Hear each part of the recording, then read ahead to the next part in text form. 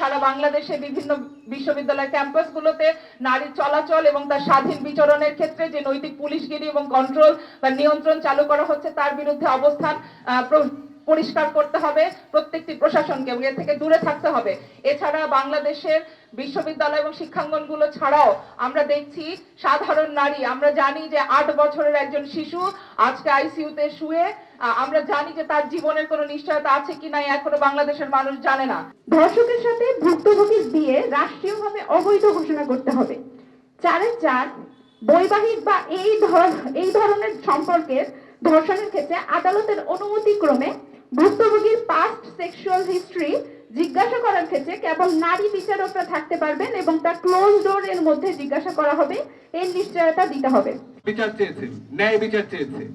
এটা শুধু ঢাকা বিশ্ববিদ্যালয়ের ক্যাম্পাসে না, এটা সারা বাংলাদেশের সকল ক্যাম্পাসে, সকল ঘরে এখন এই ধ্বনি, একই রকম ধ্বনি। সবাই আমরা এই ধরনের অত্যাচারের, এই ধরনের নির্যাতনের, যৌন হয়রানির বিচার চাই। সারা দেশের মানুষ এই বিচারের প্রশ্নে এক হয়েছে। আমাদের যে অন্তর্বর্তী সরকার, যিনি গণ অভ্যুত্থানের মধ্য দিয়ে গড়ে ওঠা সরকার, তার এক্ষেত্রে দায় আছে যে স্বরাষ্ট্র উপদেষ্টা একের পর এক ঘটনা ঘটার পরও ওনারা বলছেন জিরো টলারেন্স, ওনারা বলছেন মব তারা প্রশ্রয় দেবেন না, অথচ আমরা দেখছি একের পর এক মব সৃষ্টি করেই ঘটনাগুলো ঘটানো হচ্ছে এবং ভুক্তভোগী বিচার পাচ্ছেন না।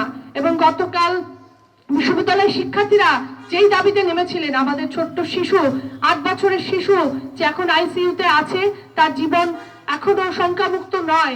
এই যে পরিস্থিতির মধ্যে পুরো বাংলাদেশকে দাঁড় করানো হয়েছে, বাংলাদেশে আবার নারীদের একটা অনিরাপদ জায়গা তৈরি হয়েছে, তার বিরুদ্ধে শিক্ষক নেটওয়ার্কের এই যে প্রতিবাদ, সেই প্রতিবাদে আমি সংহতি জানাই। গণ অভ্যুত্থানের পরে যে সরকার এসেছে, তাদের যে দায়িত্বগুলো তাদের পালন করার কথা ছিল, সেই দায়িত্বগুলো তারা ঠিক মতো পালন করেন না, পালন করতে সক্ষম হচ্ছে না। তাদের দুর্বলতা প্রতিদিনই প্রকটভাবে প্রকাশিত হচ্ছে এবং সেই দুর্বলতার সুযোগ নিয়ে একজন সাধারণ ছিনতাইকারী বা চোর ছ্যাঁচড় থেকে শুরু করে, একজন ধর্ষক থেকে শুরু করে, একজন ধর্মীয় লেবাসের প্রায় উন্মাদ লোকজন আমাদের দেশের সাধারণ মানুষের উপরে, নারীদের উপরে বিশেষ করে এক ধরনের পুরনো এক ফ্যাসিজমের জায়গায় যেন আরেক ফ্যাসিজম এসে হাজির হয়েছে।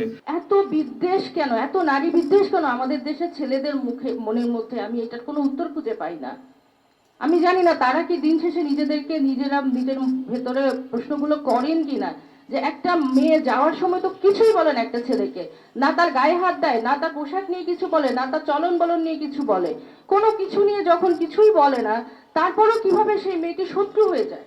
আমরা গভীর উদ্বেগের সাথে লক্ষ্য করছি দেশে ধর্ষণ ও নারী নির্যাতনের সংখ্যা আশঙ্কাজনকভাবে বেড়ে গেছে। গত মাসে 50টিরও বেশি ধর্ষণের অভিযোগ পাওয়া গেছে। যে ভয়াবহতা থেকে রক্ষা পাচ্ছে না আমাদের শিশুরাও।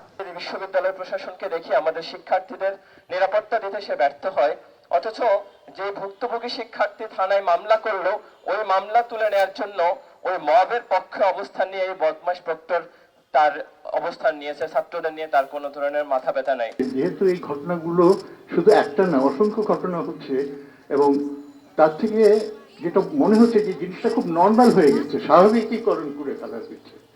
এই স্বাভাবিকীকরণের ফলে মানুষ এখন এটাকে পাত্তা দিচ্ছে না। তো জিনিসটাকে এত সহজে ছেড়ে দিলে তো এই বিপদটা আরো ঘটতে থাকবে। এই সমস্ত অপরাধীদেরকে, ধর্ষকদেরকে যথাসময়ে যথোপযুক্ত বিচারের মুখোমুখি করা প্রয়োজন। আদারওয়াইজ এর অন্য কনসিকুয়েন্সগুলো আরো মারাত্মকভাবে এই দেশের অগ্রযাত্রাকে ব্যাহত করতে পারে। সুতরাং একটি রেপকে, একটি ধর্ষণ কাণ্ডকে আমরা মনে করি গোটা দেশ এবং গোটা জাতিকে ধর্ষণের নামান্তর। আমরা এই ধর্ষকদের অতি দ্রুত যথোপযুক্ত শাস্তি দাবি করছি।